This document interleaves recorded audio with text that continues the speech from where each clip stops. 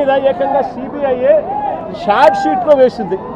నేను అడుగుతా ఉన్నా, ఏకంగా సిబిఐ చంద్రబాబు నాయుడు గారి ప్రభుత్వం మీద ఈ మాదిరిగా రాసిన తర్వాత, ఛార్జ్ షీట్లో ఫైల్ చేసిన తర్వాత పాపం చేసిన వాళ్ళు ఎవరు అని చంద్రబాబు నాయుడు గారిని, కూటమిలో ఉన్న చంద్రబాబు నాయుడు గారికి సంబంధించిన చంద్రబాబు నాయుడు గారి కొడుకు, కూటమిలో ఉన్న పవన్ కళ్యాణ్ గారిని ఇద్దరిని కూడా ప్రశ్నిస్తూ ఉన్నాను.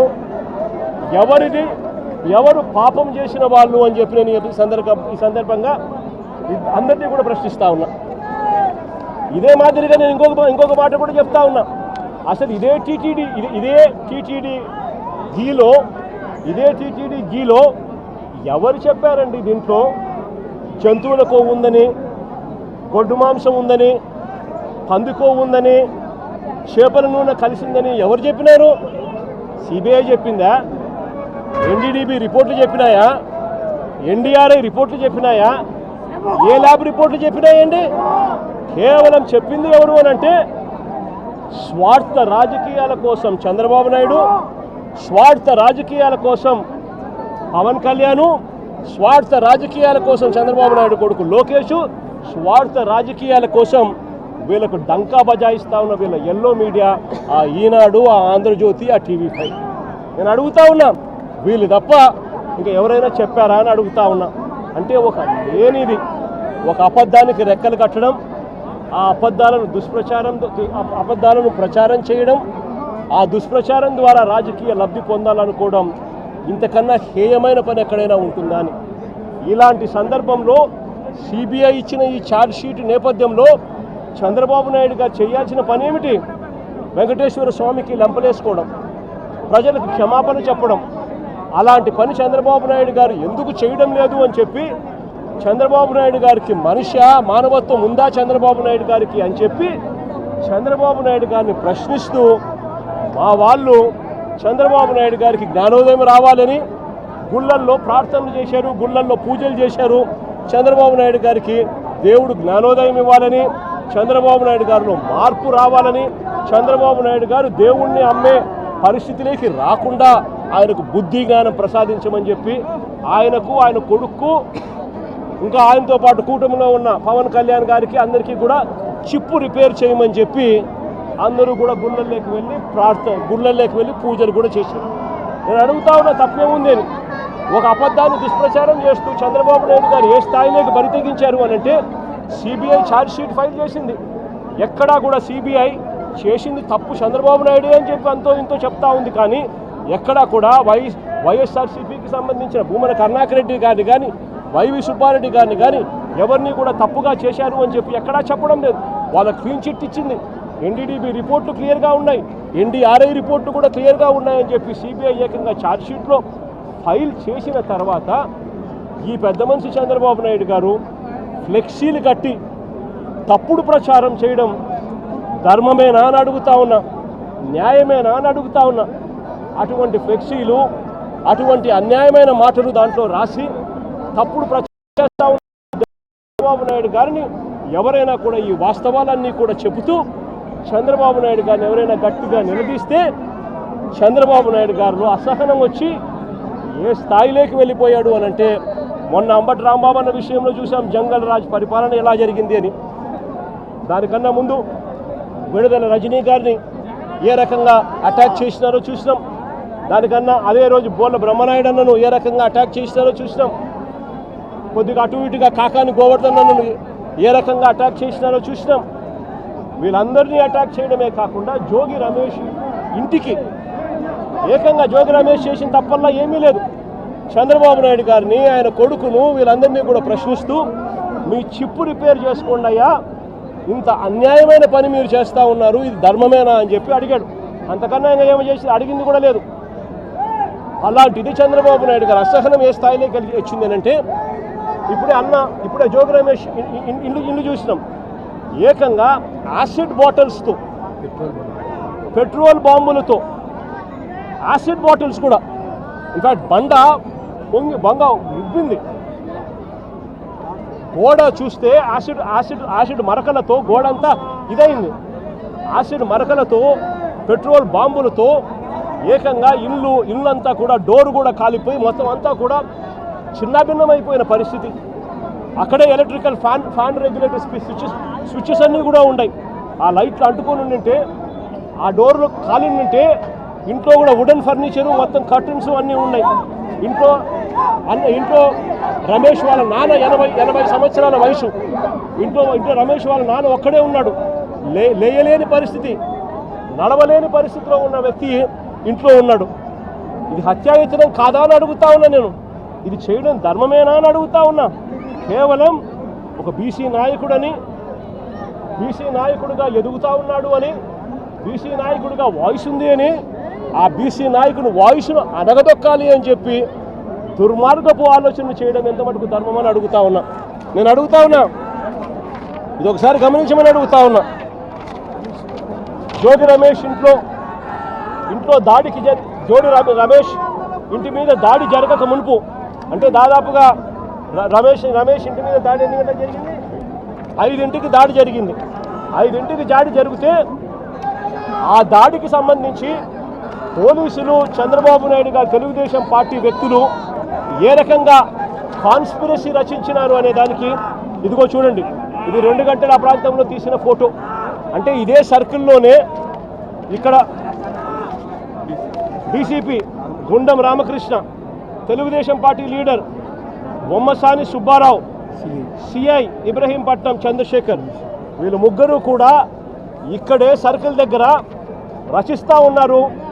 ఏ రకంగా హత్య చేయాలి, ఏ రకంగా ఇండ్లను కాల్చేయాలి, ఏ రకంగా వాళ్ళ ప్రాపర్టీలు ధ్వంసం చేయాలి, హత్యా ప్రయత్నం ఎలా చేయాలి, పోలీసులు ఎలా సహకరించాలి అని చెప్పి ఏకంగా పోలీసులే తెలుగుదేశం పార్టీ కార్యకర్తలతో, నాయకులతో ఈ మాదిరిగా కలిసి 1 గంటకు 2 గంటలకు ఆ ప్రాంతంలో జరిగిన ఘటన ఇది తీస్తూ ఉన్నారు. ఇది సుబ్బారావు తెలుసు, చంద్రబాబు నాయుడు తెలుసు.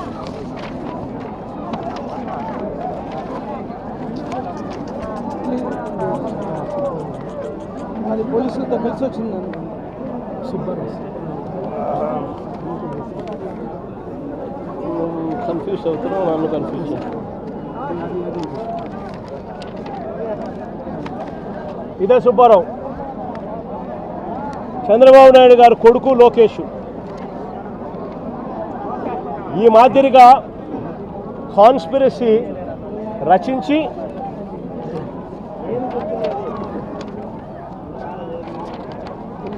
కలిసి వచ్చారు. అవినాష్ జ్యోతికి ఇచ్చిన అవినాష్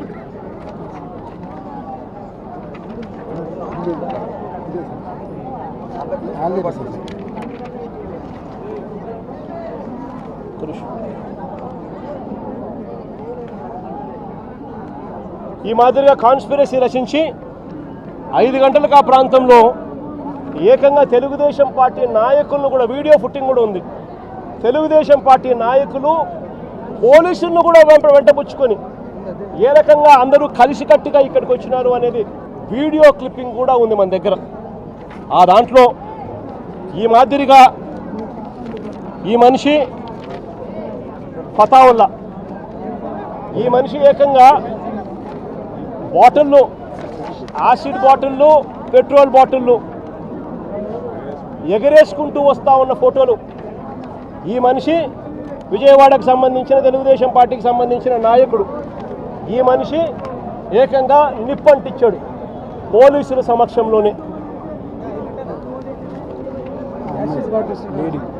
ఈవిడ కూడా ఫతావుల్లాతో పాటు, ఇదిగో ఇక్కడ ఫతావుల్లాతో పాటు ఈ ఆశా అనే ఈవిడ కూడా విజయవాడకు సంబంధించిన ఈవిడ కూడా ఈ మాదిరిగా వచ్చి ఈ మాదిరిగా జోగి రమేష్ ఇంటిపై రాళ్ళు వేయడము, దాడులు చేయడము పోలీసుల సమక్షంలోనే జరుగుతూ ఉంది.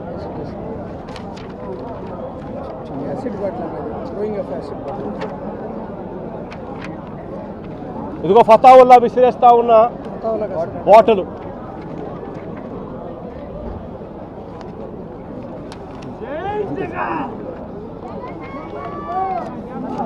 ఇదిగో ఫతావుల్లా చంద్రబాబు నాయుడు గారి కొడుకు నారా లోకేష్తో ఆయనకున్న సత్సంబంధాలు. ఆశ ఇంటికి చంద్రబాబు పెళ్లికి వచ్చారు సార్ వాళ్ళ అమ్మాయి ఇదిగో ఆశ వాళ్ళ అమ్మాయి పెళ్లికి కూడా చంద్రబాబు నాయుడు వచ్చిన ఫోటోలు. ఎంపీ గారికి ఫోటోలు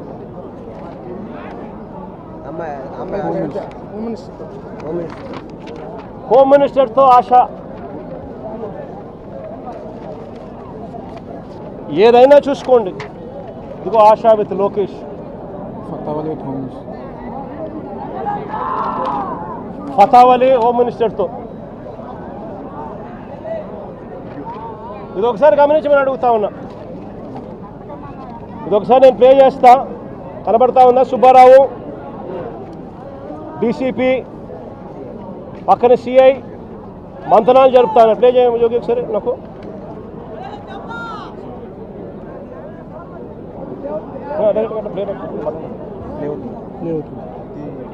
పోలీసులతోనే, పోలీసుల సమక్షంలోనే, పోలీసులతో కలిసి వస్తా ఉన్న ఫోటోలు. పోలీసులతో వస్తా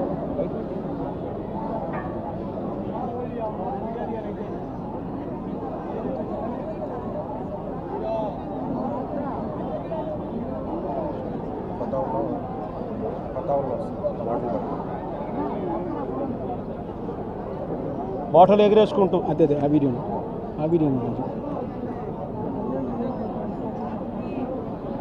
ఇందా ప్లే చేసింది. పోలీసు వస్తుంది.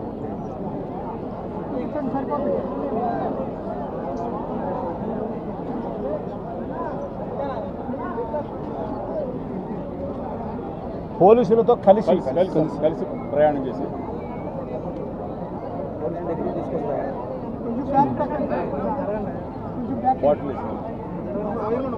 పోలీసులు ఏకంగా కలిసి, పోలీసులతో కలిసి వీళ్ళు రావడము, వీడియో క్లిప్పింగ్తో సహా బాటిల్ ఇసిరేసి కొట్టడం.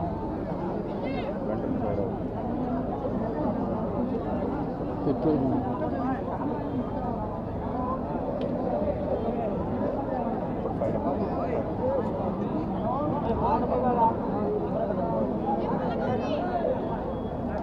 నేను అడుగుతా ఉన్నా,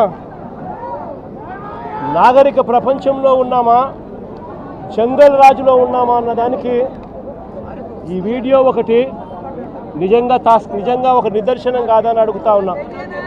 ఏకంగా పోలీసులే దగ్గర ఉండి ఈ కమిషనర్కు రామకృష్ణకు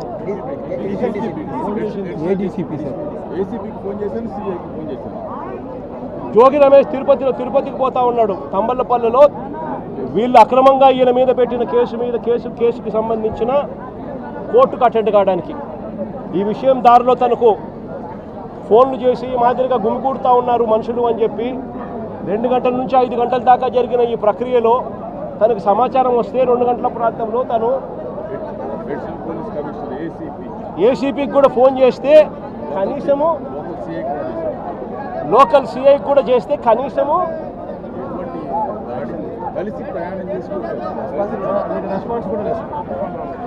రెస్పాన్స్ కూడా లేదు. సిపి కనీసం ఫోన్ కూడా ఎత్తలా. నేను అడుగుతా ఉన్నా, ఈ మాదిరిగా ఇక్కడే కాదు, అక్కడ అంబటి రాంబాబు అన్న విషయంలో కూడా అంతే. పోలీసుల సమక్షంలోనే 5 గంటల నుంచి రాత్రి 1:30 దాకా జరిగిన దహనకాండ. పోలీసుల సమక్షంలోనే 5 బండ్లు 5 కార్లు తగలబెట్టారు. పోలీసుల సమక్షంలోనే ఇల్లు తగలబెట్టిచ్చేశారు, ఆఫీస్ అంతా తగలబెట్టారు. పోలీసుల సమక్షంలోనే ఇంట్లో అద్దాలన్నీ కూడా పగలగొట్టారు. పోలీసుల సమక్షంలోనే ఇంట్లో ఆడోళ్ళను కూడా దూషించారు. ఇక్కడ కూడా అంతే, పోలీసుల సమక్షంలోనే పోలీసులే పాత్రదారులుగా పోలీసులు కలిసి చేస్తూ ఉన్న డ్రామాలో ఇదంతా కూడా జరుగుతూ ఉంది. నేను అడుగుతా ఉన్నా, వీళ్ళందరికీ కూడా నేను ఒకటే చెప్తా ఉన్నా, ఇవన్నీ కూడా ఆధారాలు ఎక్కడికి పోలా, ఇవన్నీ కూడా ఆధారాలు ఉన్నాయి.